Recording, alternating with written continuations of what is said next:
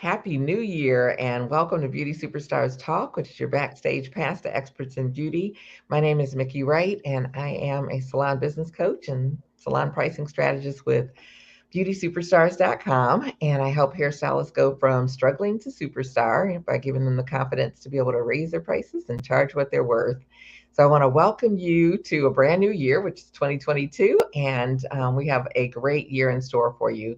It's like our topic this month will be all about health, wealth, and playing big. And so we're actually going to start at the end of that, which is all about playing big with my guest today, Ms. Jessica Kidd. So we will connect with her in just a second and get started. But I do want to welcome you to the show again. It's like if you are new for the first time, we welcome you. I want to say thanks for joining us. Please feel free to subscribe and come back and join us again.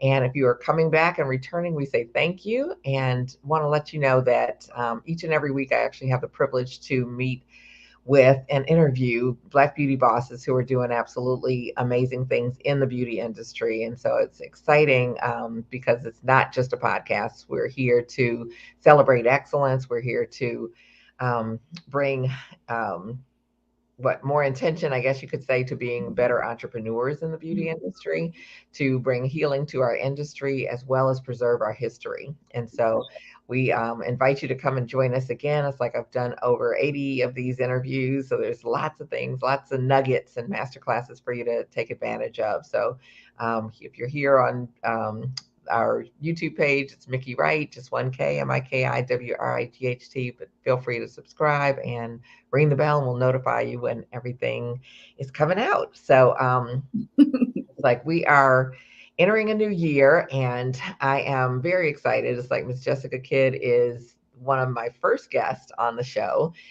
For those of you who are newer, it's like this show was actually born out of the George Floyd murder. Unfortunately, it was a pretty horrific situation, but it definitely spawned racial tensions or exposed, I guess you could say, throughout the country as well as the world. And it quickly spilled into the beauty industry, which is still one of the most segregated industries in the country. And so, with that, I was invited to be part of a few different groups where there were, high level, I guess you could say, Black artists that were coming together to kind of see, where do we go from here? What do we need? And with one in particular, it's like we had introductions, of who everyone was. And it's like, of course, I knew some people, but didn't know others. And some shared, about different racial things that had happened with them. And some of it was very, very heart pulling. And, but I left from those feeling just super inspired and that these stories have to be told and have to be heard. And so I invite great, I guess you could say the best and the brightest of the beauty industry to join me to share their own story and drop nuggets to help us all. So I'm glad that you're here. I'm glad that Jessica is back. It's like we started her episode. It was actually called Do Black Colorists Matter because she is the founder of Black Colorists Matter on Instagram, which had started way before the George Floyd murder. And so we had a great episode with that where she brought on not only shared from her own experience of not getting the recognition as a Black colorist, started the movement, you could say, and invited other people to showcase their work who were experiencing a lot of the same things where we weren't being featured on platforms. Yes. So definitely check that out. We'll leave the link below so you can actually see it in its entirety. Yes. We actually invited Ramona Yes.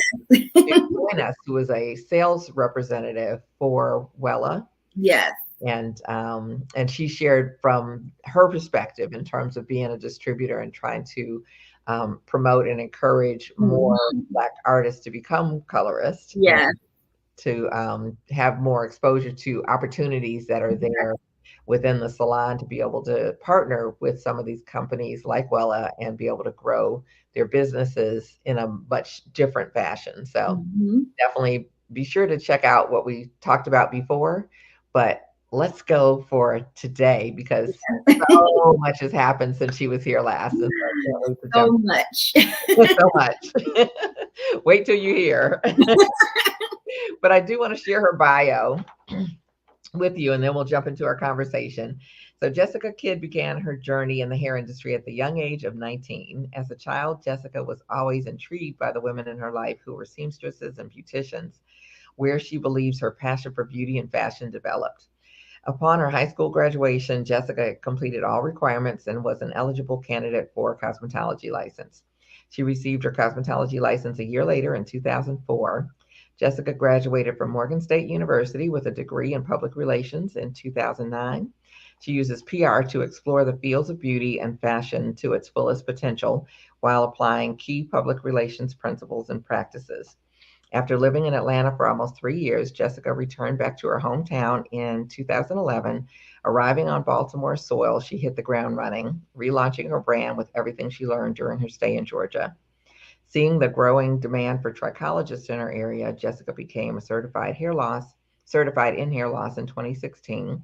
She created her own line of hair elixirs and in-salon herbal treatments to help clients suffering from dry, damaged, and thinning hair.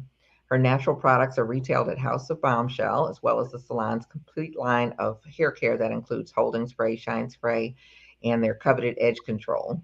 After noticing the lack of representation, diversity, and inclusion within the hair coloring realm of the hair industry, Jessica launched a social media movement, Black Colorists Matter, or you could say hashtag Black Colorists Matter.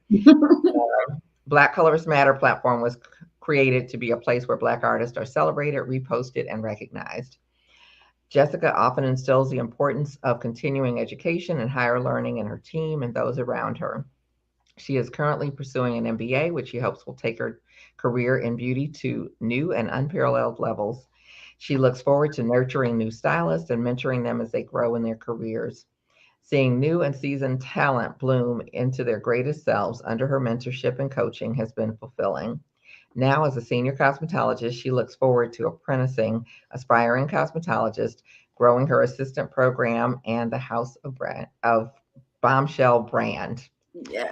And that she has. That's why we really want to focus on the bombshell part and being able to brand like a bombshell. Yes.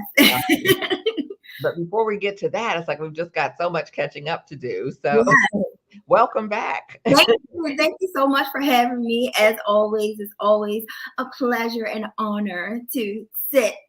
Well, I guess should say virtually sit alongside you, Miss Mickey Wright. So thank you for having me. Well, thank you. It's like we are so inspired by all that you're doing. And so I really am grateful to have you back because I think, it's like we were together during kind of the beginning of the launch of this and not that long before or since you had started Black Colorists Matter. And so the world was kind of in turmoil with that. And we hadn't even really gotten into all of the stuff that we're into now. It's like we had COVID, we were trying to function and make our way through that. And then everything happened with George Floyd. And it's just been one thing after another these almost 2 years, which is kind of crazy to think. And so we wanted to invite you back to have you speak on, the state of Black colorists at this point and, hear of, what's changed, what hasn't changed or what have you. And so we will definitely talk about that, but a lot has happened for you personally. So I want to let everyone know you got married and not only married, but married twice. And and I might add to the same man. So and so congratulations on that. Thank you so much. What was that experience like during everything we've been going through? Oh gosh, very stressful because we planned to do a destination wedding to Barbados and we postponed it a year because we're like, okay, next year we're going to be out of this COVID mess. Everything's going to be fine. But that doesn't mean we shouldn't still get married because that is the most important part. The wedding is the celebration of the marriage. So we're like, we're still going to go ahead and get married. So we did. That was in 2020. Yes, that was in 2020 when our original wedding date. We met at the place we had our first date in Baltimore at the Inner Harbor, Fells Point. There are a couple places that are right on the water where you can sit, and it's really nice. So we got married on the water right there, downtown Baltimore, right outside of the restaurant. We had our first date. So it meant a lot. And to still have our original wedding date, which is the date that we first started dating 4 years prior, it just was too special to just wait all to the next year. So we did that in 2020 and postponed the wedding to 2021. We get to 2021, I would say around March, and realize, okay, COVID isn't going anywhere. Like there's still so many restrictions. Barbados was they were very, very strict in what they would allow, their curfews and just everything. So we were like, okay, this may not happen in Barbados. And I was devastated because I'm like, not only did we postpone the year, but we had been planning for about 2 years prior. So this was like 3 years in the making. Right. So yeah, I was devastated. I cried like a baby, but I'm so happy that we did it the way that we did. We still end up having somewhat of a destination wedding because we went to Florida. His family, my husband's family, they live part-time in Florida. So we used their backyard. We had a reception in their backyard. It was beautiful. We still made it a weekend long event, and everyone had a great time, and it was far better than what I could have ever imagined. So things work out the way that they're supposed to. So yeah, so that is our crazy wedding story in a nutshell. Yeah, it's like, well, I have to say, it's like the photos that I've gotten to see are just absolutely incredible. So Thank it's like you. you Thank had you. the glam squad on lock, Yeah, and yeah. It's so great funny. photographer. Yes, because when I had the meeting with the photographer over the phone, he was just asking, "Oh, well, who's your makeup artist? Who's your hairstylist?" And I'm just, being calm. And then I could feel that he was, concerned about who it would be, because of course he wants to guarantee the best, Right. result and outcome and experience for us, for me as the bride and him as the groom. So I'm like, oh, please don't worry. Like the glam is going to be like, yeah, I'm a salon owner. I've been doing hair for a long time, almost 20 years. Trust me, it's going to be good. He was like, oh, okay. No, never mind. It's fine. But once he realized I wasn't actually a resident of Florida, I think he was like, who's Right. on your glam that day? I'm like, Right. trust me, I did my research. We're gonna be just fine. Yeah, well, you did a fabulous job. I mean, I think the Thank entire you. wedding was fabulous just to see, and actually the first one as well. It's like, Yes, thank you. yeah, yeah. So I know you definitely put a lot into it, and just want to say congratulations again. It's like, Thank you so much. yeah, a lot going on, and it's like it's nice to see, the happy moments and that type of Yes, thing during all yes, of this. because as a business owner, a salon owner, having to shut down all of those months and Mhm, just change the way that we had to do business, it can be a little depressing. It can be mhm, hard at times, and just it plays a lot on your mental and your emotional state, and even just being locked inside, and not being able to interact with humans like we used to, hugging and just everything. So it definitely can be a little tough, but just being able to have those moments, those happy moments when we're with our close family and friends in our safe bubble, knowing that we'll be fine. It was definitely, it was, it was great. It was great. So I definitely will cherish those moments. And because of COVID, there were restrictions on events and how many people we can have or should have to make right. sure we stay safe. And it really made you look at your list of people and make sure, okay, we're only going to have the people that actually no shade matter, Right. there, and that we really, really know that have been a part of this journey, this love story. So it helped you think about the important things and really made you look at things on a smaller scale.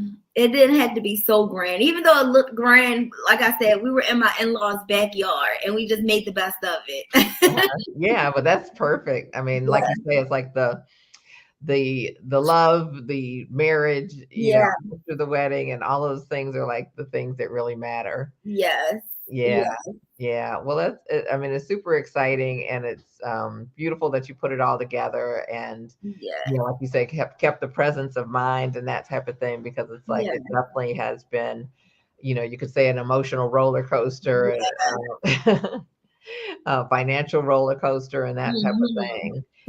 So, what was it like for your salon? It's like, obviously, you were like the rest of us, where you were shut down and Yes, unable to do clients, period. yes. And then, reopening, and then there's been, changes that we've had to make since then. How has that Mhm. all affected your salon and your salon team? Well, it affected us in a major way in the beginning because we were, I would say, 80%, basically, well, really 100% service based business. And we did have retail, we did have the online store, but I really didn't push it the way that I am now because most of our revenue came from the salon. For I could never even think about something like COVID happening. So I'm like, oh, we're good. Our revenue, we're doing great in the salon. And to not be able to service clients for 3 months, I was like, okay, this is crazy. Like, I'm Right. nervous. Right. And it really made me think, okay, I have to, that word pivot, I really had to pivot, and we have to change some things around. So instead of this business being 80 to 100% service based, we need, and 20% product, we need to flip that. Even if we don't become 80% product, at least 60, at least 50, so Mhm. that the services aren't the only things that we depend on. um that was a change that I implemented soon as we got back into the salon. I'm like, okay, we need to restructure this business, rebrand. We need to get on top of this because while we were out, I noticed that when the only thing we could do was promote and advertise the online store to generate some type of revenue, I saw Mhm. how much that we could potentially make. And I'm like, okay, this is good. If I put Mhm. more effort into the e-commerce side of House of Bombshell, we could do really well. So I was like, okay, we need a photo shoot. We need this, we need that. How can I expand this brand? And I sat down with my publicist, Reagan, and I told her I wanted more brand awareness, more brand recognition. I wanted people to know more about House of Bombshell and what we offered. I was trying to transition it from just a beauty salon to a beauty and lifestyle brand that just houses a beauty salon. So not Mhm. only can you shop and purchase these beauty products, you can also come to the beauty salon where we exclusively use these products, and you can shop our merchandise, you can shop our apparel, our bombshell bag, and all of that. So, and our hats for your bad hair day. So I really sat down and really thought, and I think COVID, I think the quarantine for giving me that time to really do that and really come up with a game plan on how we could move forward, how we can be more profitable, and how if something like COVID ever comes again, how we can be more prepared.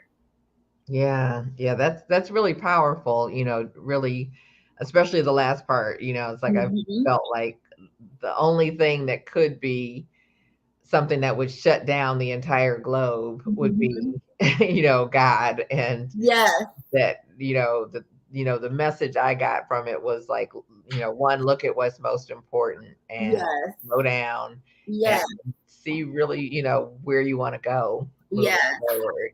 And yes, it sounds like it's really propelled you almost in yes, another direction or an expanded direction. yes, yes, Yeah. definitely for sure. Definitely looking to expand and change location so that we can offer customers a better experience and even offer beauty professionals a better experience. I'm seeing too how things are changing. Salon suites have came into the industry like really hard anyway, Mhm. but I see now how a lot of beauty professionals are going more so into the salon suites because of COVID, because Mhm. it's just them and their client. They can guarantee that it's going to be social distancing because they only have enough space for them and Right. maybe another client. And um just being able to have that privacy gives customers a peace of mind. Mhm. So yeah.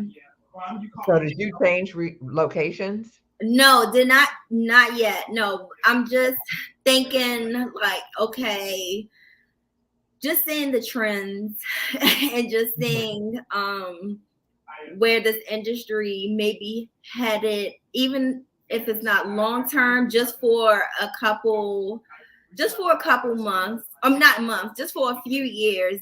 I Mhm. think that people are going to be moving more so into that direction just because of the state that we are in. And it's just Mhm. so many restrictions. The Mhm. larger your space and the more people you can the capacity, the more restrictions that you have in place. So yeah, so I'm just trying to figure all of that out and see the salon part, where that is going to go, what Mhm. direction we're going to go into that way. And yeah. Yeah, well, I want to touch on your team. It's like House of Bombshell is your salon, and like you say, it's really more the salon and lifestyle brand or beauty and lifestyle brand now Yeah, that houses the salon. yeah, But you have what looks like an amazing salon team, and it's thank like that is you. not always the case these days. People are Yeah, looking for people. People are, like you say, going to suites and all that kind of stuff. yeah, So tell us about your team and like how you kind of keep them together, have yeah, grown the team and grown them as individuals. yes. Um, so I think that what has helped keep our team together is just the culture that we have created at House of Bombshell. It is a sisterhood, and it is a community of beauty professionals. And I feel like just even working in hair salons, prior to me getting my own, there was no sense of community really. Like everyone just did their own thing. It really wasn't a team environment, and I was very adamant about making that the culture at House of Bombshell. It is a team-based structure. So we started out as a commission salon, but that was another thing that I um changed after the quarantine and the Mhm. lockdown and everything. We became a blended salon. So I transitioned our top earners to booth rent just because for me, because I offered so much as a salon, the overhead became really, really high. Mhm. And Right. I was like, okay, you're making too much money, which is great, which is great. Um, so I was like, okay, it's time for you to move on, and changed it so that new stylists and stylists that are trying to build their book, they had that option to do commission. Mhm. Well, they really don't have a choice. They have to do commission. Right. They have to do commission until they build their book. And then, we look at their basically their report. So their client retention, we look at their gross earnings, we look at all of that to see how they're trending, to see when they will be able to transition into booth brand. Okay. Yeah, so that was another change that we made. But still, even with that change, it is still a team-based culture. It is a team-based structure. It is just a part of House of Bombshell. And I just feel like if more salons had a team-based culture, we would be a little more successful, even just more so in the Black salon community, because our Caucasian peers, they have that locked down. They work together as a team. I feel like they understand that we work better together, and us as Black beauty professionals, we don't always understand that. So it's so funny because clients will come in and they'll go to one stylist and they'll ask that stylist, oh, well, next time I'm thinking about getting this style. And they're like, oh, well, I don't do that, but you should go to so-and-so because that's her specialty. They're like, what? A little side eye. What do you mean? You not going to be mad about that? Like, I'm literally going to send somebody else's chair right across from you. We're like, no, it's fine, but we are so used to like, you couldn't do that back in the day. It was like unheard of. Like, what you doing over there in that chair? Like, no, we work together because our top priority is, of course, healthy hair and skincare, but also the customer experience. So we want to guarantee that you're going to have a great experience and we're going to meet your needs. And sometimes it may be 2 or 3 of us working together to meet your needs. Like we had one client, she wanted a custom wig unit and she wanted custom color and a custom cut. So one stylist, Jasmine, she was on the custom wig construction. I was on the hair color and Krista was on the haircut, and she loved her experience. And everything is itemized. So you paid this stylist for the haircut, you paid this stylist for the construction, and you paid me for the color. And it just worked so well. So that is the culture at House of Bombshell. And I think that is what has been so significant in keeping us together. Because the people that we've realized, okay, I have someone sitting beside me. If I have a client in my chair and I have no idea how I'm going to achieve this, I can go right next to me and ask this person, okay, can you help me out with this? Oh, I'm going to put this on your book for this, but she's coming to me for this. Right. Yeah, I really hope people are taking notes because it's like you have got like this business model, like of the future. Looking at the hybrid of the commission versus being able to rent, booth rental, team atmosphere, and also people having specialties within the umbrellas. Like, it's like I really love that, and I really think, like you said, that it's if we work together, it's like we go further faster. Yes. Yeah, we get that really strong foundation. Oh, I'm sorry. That's okay. It goes off every day. I'm sorry. But forgot all about it. That's okay. But with your salon, it's like you talked about your expansion. So how did all of those pieces kind of start to work together? Because it sounds like you had a lot to kind of think about while we were shut down. Yes. You made the transitions, kind of reduce overhead, look at, what you could do capacity wise within the space. And then, it's like you really ramped up what you're doing. So I know you have the bags, which are fabulous. And and I don't know if you, we may have to try to figure out how to show someone, how they look, or follow her on Instagram. Yes. Jessica Kidd _ is like, we'll put that up shortly. And And you have the products, the hair and scalp products as Yeah. well. And any other things that are kind of under that umbrella? So we have like apparel. So we have t-shirts and sweatshirts. We also have hats. So our t-shirts and sweatshirts, we are releasing some for spring. But we took we put them on like the back burner for fall and winter Okay. because of everything else we had going on, like the bags and the toiletry bags. But the t-shirts and sweatshirts, they will be back out in spring. But we do have winter hats, and thanks to my client, she was sitting in my chair. She asked, Jess, what you got coming for winter? And I'm like, well, I was thinking about doing winter Scully hats. And she said, "Oh, you should make it with satin on the inside." I was like, Right. "Say less, say less."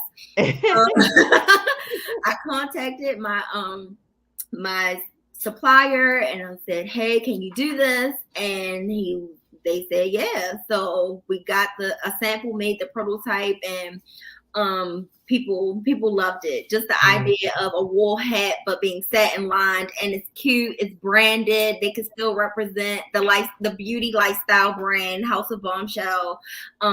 People loved it. I'm in the process of ordering more because they sold out really quick. So I'm in the process of ordering more, but making them a little different this time. So some will have just a logo, some will have Bombshells only, because everybody doesn't want to walk around with Bomb AF on there. My more mature clients, get that off of there. Like, come on, can you come up with something else? I want to wear a hat. I'm like, okay, you're right. So we're going to come out with some different ideas for the wool hats, but they are satin lined. They feel so good. You won't have to worry about hair breakage or anything. So yes, yep. So the apparel is just another part of that lifestyle brand aspect. Yep. Nice. Well, definitely, I think that's a hit, all over the country. It's like, especially the cold weather climate, Yeah. where it's like, every winter, it's like, I know my sister, she's in Michigan, and she's like, every winter I tell them what to do. And, And the but hair. finding something like that's a game changer. So Yes. that's Yes. awesome. Yeah. And then you said that you ramped up your e-commerce part. So talk Yes. to us about that, because so many of us as hairstylists, it's like we're not necessarily that tech savvy. Yes. We like the idea of it, but we don't know where to start. So what was that Yes. journey like for you? That was a journey because I initially did House of Bombshell website on my own. So I just used templates and everything. And I was like, we need a place for clients to come, book, and get more information about us. And that's it. So I did it. I did it on my own. But when I knew that I wanted to take the products to another level, I needed an actual e-commerce section for the website. And what I did, I knew wasn't going to take us to the next level. So I definitely had to hire a web developer. Golden Launch, they were amazing. They came up with a plan and designed it using my Pinterest board and what I wanted it to look like. And it turned out really, really well, because I felt like I just tried to put myself in the consumer's shoes. And when I go to a beauty website, whether it's for skin or hair, I want to see beautiful pictures. I want to see beautiful hair. I want to see, pictures that are bright and just clean. I knew that the experience started when they went to the website, not when they purchased the product and got it in their hands. It starts way before that. So I'm like, okay, I want to give the consumer a different experience. So they took all of that into consideration and revamped and gave it the website a facelift, and I love it. And we recently just did a survey asking customers, how did they like the new site? Was it easy to navigate? And we got all 5s, which was the highest the Yeah. highest number that you could get. So that meant a lot to me, because of course sometimes we're going to always think that what we do is just so great and and wonderful, but to get the feedback from customers that they are enjoying the e-commerce site and just the whole website experience, it really meant a lot. So Yeah. definitely having to hire someone who that was their specialty and that's their expertise makes the difference. Investing in that, because it can be costly, but when you believe in your brand and you have visions of what it could possibly be, you're making that initial investment. It doesn't matter. So Yeah. yeah. Yeah. And I think, before it's like that was like a fabulous branding tip, with what people Mhm. want to see and approaching it from, what the consumer experience is like, Yes. and feeling like, it's like they're not having the experience until they get it in their hands. It's like Yes. little gold nuggets there, guys. Yes, Yeah.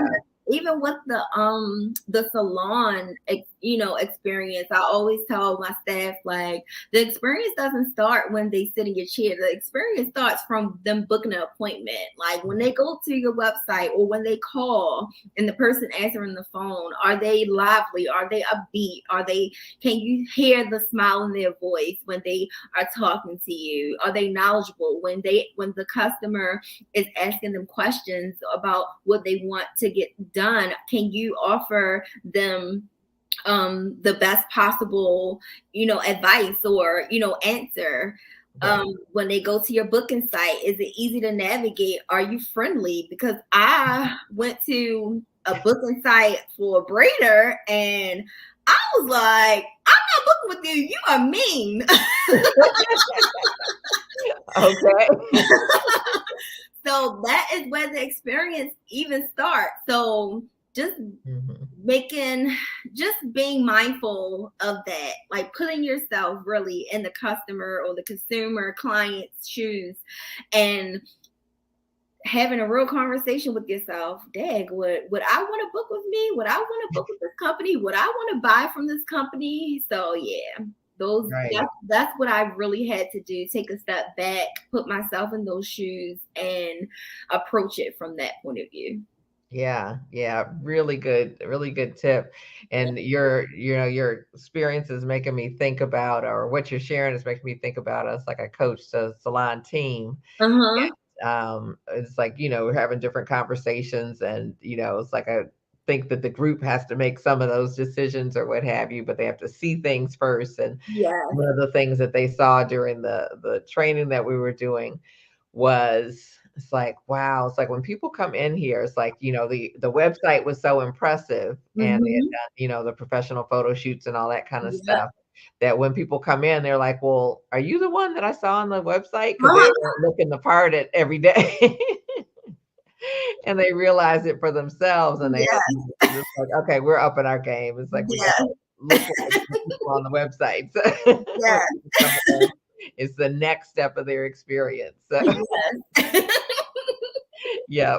So when people don't recognize you, it's like, okay. Yeah.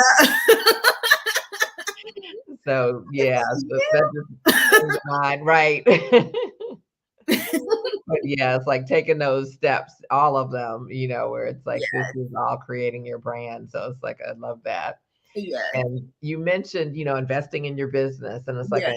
you mentioned working with a PR person. Yes. So, as beauty professionals, why should we consider that? What should we Mhm. look out for, or what should we be looking at, Mhm. if that's a direction that we're thinking about? Mhm. So PR is so important, and people, they business owners or beauty entrepreneurs, we will brand you to death. We will market you to death, right? That's all we really talk about is branding and marketing, but we forget about public relations, and public relations is the communication between you and your public, so you and your audience, and just being able to know how to strategically communicate with your audience will change things in your business, as well as getting that brand awareness, more awareness out there about your brand. That's what publicists do. They get they will pitch you to magazines and newspapers and your local radio shows, or your local TV shows and new TV news shows and all of that. So basically, it's media, it's communication, and how you can get the message out to your audience. Marketing is, okay, how can we make money from this message? How can we make money from this product? Brandon, what does this product look like? And PR, okay, how can I say this to my audience? What can I say so that my audience knows about this product that I'm branding, that I'm trying to profit off of, basically. So they definitely helped with putting myself and House of Bombshell in magazines, local magazines, even magazines that are not in the DMV area. Of course, I would like a global brand, but I'm like, I just want our local, Mm-hmm. Right. I want our local audience to know about House of Bombshell and what we offer. Mm-hmm. And what we have available, and that and thank goodness for Instagram, because we can touch so many people that live in different areas. So we're in Baltimore, but we have people who order from Florida, from LA, from Virginia. So it was a great investment to invest in the publicity. Just having someone pitch us to different media outlets was great, because I do have a degree in PR, but I took my business as far as I could with the experience that I had. Right. And it was time to hire experts at that point. And at that time, PR was more important to me than marketing. I feel like now marketing is more important because we have the product, we have more brand awareness, we have results that we've been in the media. So we have something that we can market with now. We can, so now our concern is, okay, we have all these things. How can we profit off of it? So now we need the expert to help us do that. Mm. So, yeah. So PR is so important, especially if you're not really good at communicating with your audience. Mm-hmm. Yeah. That voice, realizing who your target audience is and speaking directly to them. Yeah, well, that is phenomenal. Like a breakdown of, how it works and which piece goes where, because it can be so confusing. Yeah. To try to figure out. And like you say, you get to a point where it's like, we're in the I can figure it out and I can do it kind of thing. But then you get to a certain point and it's like, okay, I need to hire, I need to, who's really focused on this, because like as a business owner, it's like you have so many balls to juggle at any given time that it really is good when you can have someone that, this is what they do. This is what they're coming to do. That's their job. Yeah. Yes, absolutely. And, just having someone to create those things for you that you need, like a media kit and, a pitch deck and stuff like that, so that when brands do want to partner with you, you have something already available and you can just send right to them. Having someone do that for you instead of you trying to go to Canva and figure it out for yourself, and then it may not be, correct. And it's time to hire the professional so that they can do that for you, and it can be great and professional. Right. And get results. Get results. Yes. Right. Yes. So definitely hire someone who specializes in results. So check the resume, check that if I could say, give anyone any advice about that, just check their resume, check that client list, see their case studies, because PR and marketing specialists, they have case studies, and that is, the cases that they have worked on, the clients they have worked with, and their proven results. So yeah. Okay. Yeah, that is really like top-notch kind of information, because I think it can be so scary, when we have been, hands-on, and it's like, Yes. we want to do this, and it's like, well, I think I can do this, and Yes. it doesn't look too difficult. And then when you Yes. start to say, it's like, okay, I've got to hand it off. Yes. Yeah. Yes. Which is very scary for me, because I'm a control freak, and I've been operating this train for the last maybe 10 years, I guess. Yeah, so since I came home from Atlanta, so I'm just like, oh my gosh, like give some type of control up. But it definitely paid off, even with trying to actually hiring like a social media manager. I realized I'm managing about 4 social media pages. That is crazy. Like, no. So, because I want to take House of Bombshell, to a different level, I also want people to look at our Instagram and want to buy. So Okay. yeah, so I'm like, okay, I've taken our Instagram page as far as I can. I don't have the knowledge in what it's going to take to make our audience turn our audience into repeat buyers on social media. So it's time to bring a consultant in, so this is their specialty, so that they can work on this. And it's just another investment, and it hurts sometimes, but you got to do a couple extra sew-ins or a couple extra jobs. If you're ready to take your business to the next level, these are sacrifices that just have to be made.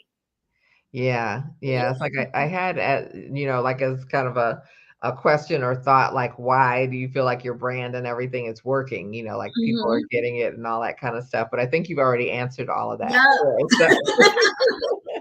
Because you're investing in yourself, in your business, in Yes. your brand, and what you believe in. Yes. Yeah. Yeah. And so it's like, with looking at kind of the landscape of beauty, where do you kind of see us going, or things that may be mistakes, or things that maybe are really working in the beauty industry right now in 2022?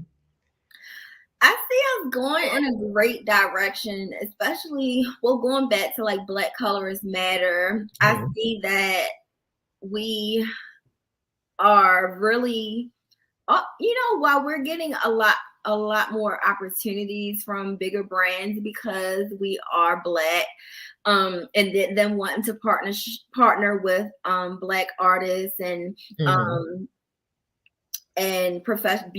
Black beauty professionals. I see us paving our own way too, in a sense. Like, I definitely see a lot more workshops and virtual trade shows and all of that. Just trying to help build our skill set when it comes to color and cutting. So definitely see us going into a great direction when it comes to that. I definitely see bigger brands becoming more inclusive, partnering with Black brands. I feel like when it first happened, they were like just like trying to, like, what do we do? How can we help? What can we do now? And tell us, what do we need to do to be more inclusive? And it's just like, it's easy, just include us. Like, that's it. And I feel like for a short time, they were doing that. And then it felt like, okay, they just want to see Black people on the pages. No. And then, white artists were doing the hair, and they were doing like texture hair. No, that's not all we want. We want Black faces. We want Black hair on there and models, but we also want Black artists to do the jobs, to get the jobs, to be able to get the jobs. We just want fairness and equity across the board. So I think once we started speaking out about that, I definitely tuned into some live Instagram segments of like top people in the Black hair community, and they were talking about that. So I think that once we called them out on that, then they really started getting it, and they have definitely I've seen more partnerships with Black beauty professionals and more Black artists. I wouldn't say in the boardroom, but definitely a part of the decision making process, or being a part of the teams that create these initiatives like Amplified Diverse Hair. And Kia, she is a part of that. I remember it was more so like a partnership or consulting kind of thing now. I mean, the first time, but this time she's actually like a part of that entire, initiative. Like, she is not, I guess I would say, a consultant, and before it was just like a partnership type of thing. So she definitely is a consultant for Wella when it comes to diversity and inclusion, and I just love that for us. Like, I love for someone to be a part of that process, not just reaching out to us when there's an issue or they want to do something for Black History Month, but someone always there driving diversity and promoting change in our industry. So I definitely see our industry going in a great direction. Of course, this is a $1 billion industry. Black hair care, we spend the most money when it comes to this industry. Millions and millions. We are the top consumers. So I know for a fact, like, the hair industry is probably the most resilient when there's ever an economic downturn. So we're not going anywhere. And like I mentioned before, I see, because of COVID and the restrictions and people wanting to be safe and feel like they're safe when they go to the salon, I definitely see a lot more salon suites popping up, and salons turning into salon suites. And I did work in a salon suite for a few years, so I will never talk bad about it, because it helped me really build my brand when I couldn't find my space anywhere else. But it has its pros and its cons. So if I were to do a salon suite, it would still be the same aspect, and it would be more so of a co-working space, as opposed to just close your door, be shut off, and not communicate or talk to anyone. Yeah. So definitely, I see us going into that direction, and beauty isn't going anywhere. Right. Well, you and I are definitely on the same page with that. So, yeah, but it really is encouraging to hear, the state of Black colorists, and, kind of where things are, and that there is progress that's being made, and it's not just, kind of a superficial, like you say, reach out because it's convenient, or the trend, or the topic of the moment. Yes. Yeah, it is good to hear that. And it's like, I would love to see more. So what would that look like for you? It's like, in an ideal world, if you could paint the picture, what would that kind of look like? In an ideal world, I would love to see a diversity, equity, and inclusion department in every top hair brand. That should just be something, and really hire a diverse set of employees to implement and for you to consult with before you put out this marketing campaign, before you respond to this speech, or anything. So having someone, a strategic communicator, and all of these top brands who will always drive diversity and inclusion would be something bigger, and what I would love to see for us as Black artists. Yeah, yeah. And I think we've all seen the diversity board that has zero diversity, and it's Mm-hmm. like, Yep. okay, Yep. how is that gonna work? Because Exactly. Yep. Mm-hmm. Yes. like, Yes. so yeah, I So absolutely agree. And like yeah, you were saying earlier, hire more Black artists as hire well. more Black artists. Yes, having them just like, for example, um one of my clients, she recently found out she has celiac disease, Mhm, mhm, and so she has a gluten intolerance, and because of that, even the shampoos that are mhm, packed with gluten, she is intolerant to. So her sister-in-law, who's also a hairstylist, because she has clients who suffer from that, she noticed it right away. So after mhm, she noticed it, and just in conversation with one of my stylists, she shared that with her at an appointment, and I started researching it, and I was blown away. Like, I researched every shampoo on our back bar, and 80% of our shampoos were loaded with wheat mhm. proteins. And I was like, wow. Major learning curve. Yeah, So yeah, so just learning more about that, and how we can offer more gluten-free products. And it's amazing, a lot of the Black hair care products have, gluten in them.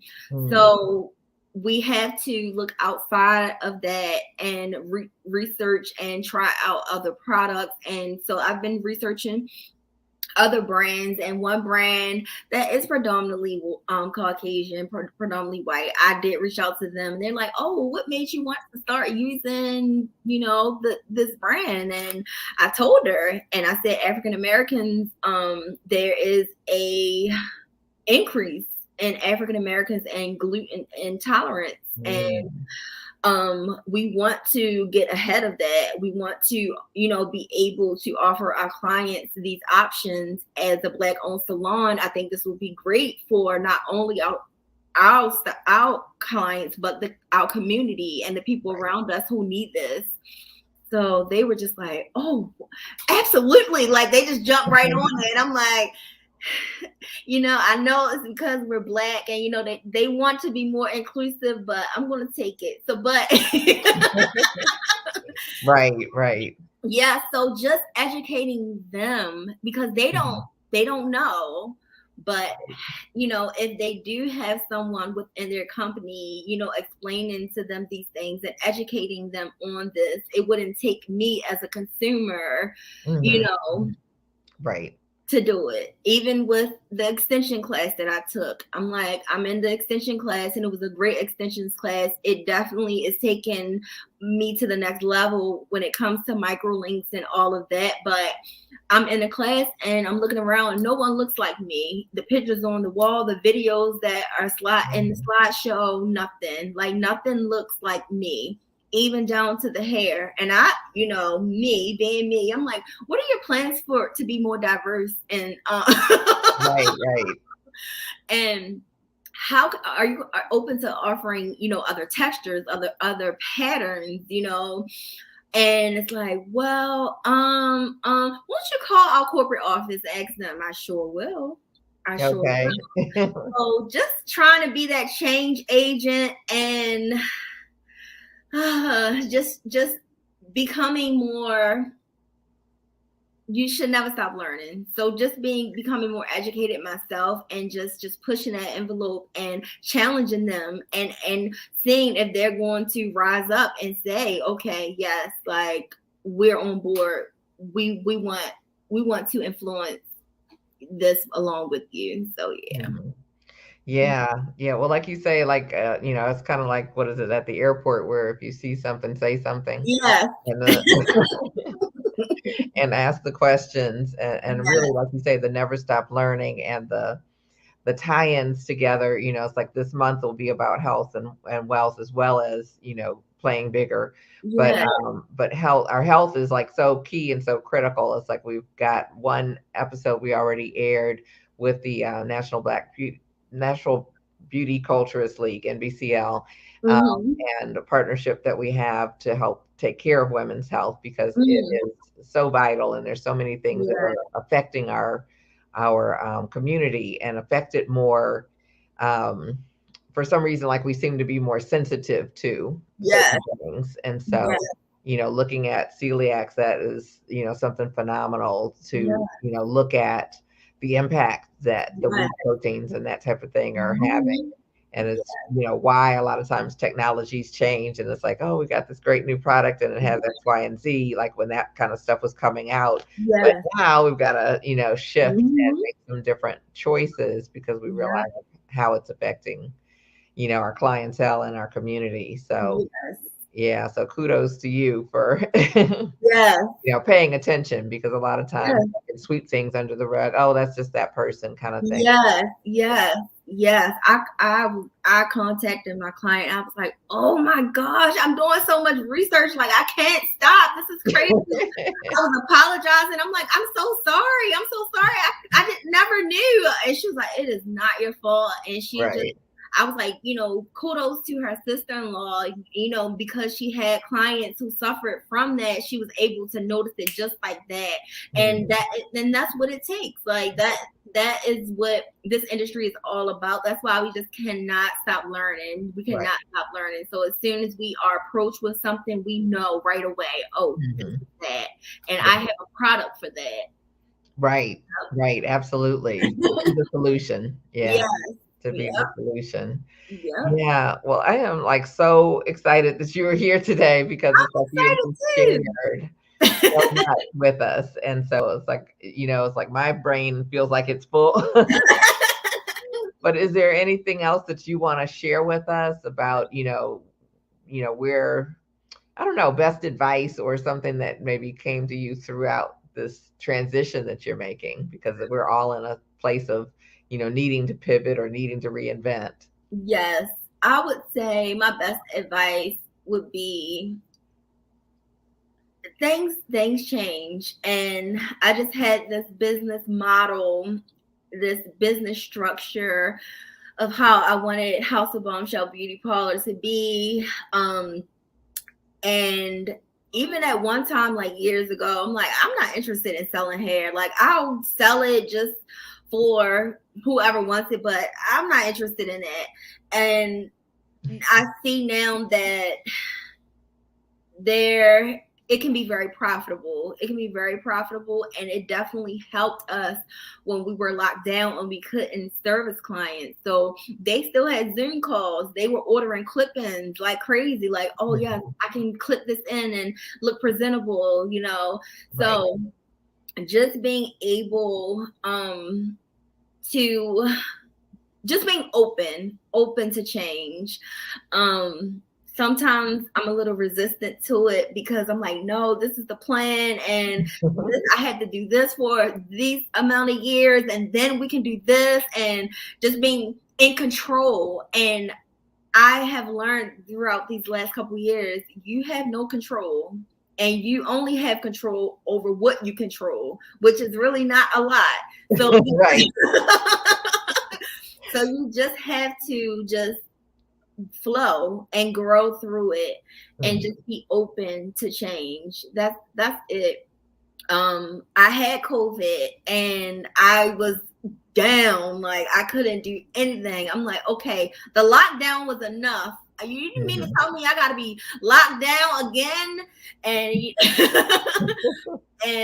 it also gave me even more time to it was basically like confirmation. Okay, so you making these changes and restructuring the business and transitioning people to booth rent, and going harder when it comes to the e-commerce part of the business was necessary. Because Mhm. look, you couldn't work.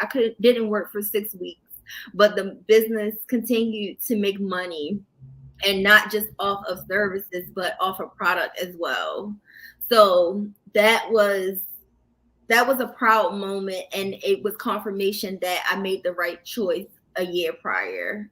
prior to. And yeah, that's it. Just Yeah. don't be resistant to change, be open. And this road is a winding road. This entrepreneurship is the winding road, ups and downs and twists and turns, but just enjoy the process. That's all. Mhm. Yeah. Well, I'm sorry you had COVID, but we're definitely happy that you are well and Thank doing better. you. Yeah. Yes, And you're so right with, the things we can't control are much, there's many more of those than the things we yes, can. And so, yes, yes, yeah. Yeah. I spoke with a client I was coaching, and she's like, it's like, I'm just, wanting things to mellow out. And it's like, they may or may not mellow out the way you think they will no. mellow out. So Like, no, that's we not just what have to I'm commitment. prepare ourselves for the ride. Yes, yes, So, yeah, so appreciate you saying that. I think that will help and touch a lot of people. And like you say, it's like you make a decision one year and you don't even know what the impact of it will be, yes, going down the road. But it's like we just have to make our best decision yeah, with the information that we have. yes, Like you say, remain open yes, and be able to see, things play out. And it's like, okay, well, thank God I did that. Yeah, yeah. So, so what's next for you guys? What's next for Jessica? What's next for House of Bombshell? What's next for And Black me? Colors Matter, for that matter. Yeah. What's next for Jessica Kidd? I would say, well, my husband and I, we're definitely trying to start a family. So, yeah, yeah. I'm like, yes, let me do this before 40. Okay. So, we're definitely trying to do that personally. And as far as Jessica Kidd professionally, I'm definitely trying to show the world more of me. So, more of my life as, I guess, this beauty boss, showing people not just the highlights, but the lows too. And Right. just, empowering people to keep pushing and to keep going. So that's more of Jessica Kidd. For House of Bombshell, just continuing to grow our e-commerce, and just trying to turn our audience into repeat buyers, figuring out what that marketing strategy looks like. Eventually I definitely want us to expand into a larger space, so I can accommodate the stylists and the artists a little bit better, and our customers. And for Black Colors Matter, continuing being that vehicle for deeper engagement. I would love to pick back up on the interviews and interviewing Black colorists over there, and hopefully, coming up with some ways that we can do like workshops, so virtual, even if it's virtual workshops, so that we can help improve the skill set for Black colorists. That's it. Yeah. Yeah, I love it. We're here for all of it. So, yes. Thank you. Yeah. So, definitely continued success on your journey and building this brand. It's like Yeah. you've given us such, like inspiration, a structure and like how to look at things a little bit differently than we may have been Yeah. looking at them an hour ago. So, thank you so much for that. You're And for just, welcome. sharing your light and sharing your experience as you continue on your path as a beauty boss. Love it. Yes, thank you so much. Thank you for having me. Like I said, it's always a pleasure and an honor to be able to just sit and talk to you. You are like one of the goats in the industry. Oh, So thank yes, yes, much respect, much you. respect. Thank you. So I thank appreciate you it. so much for having me and believing in me, believing in Black Colors Matter. Mhm. Um, and just being patient while I had COVID, got married again, and restructure my business, and now we're here. So thank you for everything. Thank you for your support and encouragement. Yes, yes. Anytime. Anytime. It's like definitely continued success. Definitely, be sure to follow Jessica on at Jessica Kidd, and it's 2 underscores after Kidd, Kidd. Yeah. And you can follow her, and then you can link up to Black Colorist Matter and to House of Bombshell. So Yeah. yeah, we appreciate you being here. It's like I appreciate everybody for watching and for joining us for another episode of Beauty Superstars Talk. And again, it's like we have more than 80 episodes that you can check out. It's like in all types of different avenues of the beauty industry, whether it be retail or um, salon ownership or running your salon, advertising, marketing. It's like all kinds of good stuff, as well as interviews with some of the legends of the industry. And we have more on your health coming up this month and more on your wealth coming up this month. So definitely stay tuned. And definitely again check out the first interview that Jessica and I did Yeah. with Black Colorists Matter, or really asking the question, do Black colorists matter? Because it was kind of looking like we weren't We mattering. weren't. So, Yeah. so definitely check out that. Very enlightening. And definitely, it's like I appreciate you being here. Definitely be sure to follow and subscribe on my YouTube channel so that you can keep getting this information, and you can sign up for notification on beautysuperstars.com/podcast. It'll be a little pop up, and you can sign up for our weekly master classes like this. And also while you're there, be sure to get your free copy of the Power Pricing workbook, which is for hairstylists to be able to help you take the first 3 steps in raising your prices. So if you know you should have raised your prices, you've been thinking about raising your prices, or you just don't know how to raise your prices, it's like definitely grab that. It's at beautysuperstars.com/pricing. And so I want to thank you again and look forward to seeing you next time. So keep reaching for the stars. Take good care.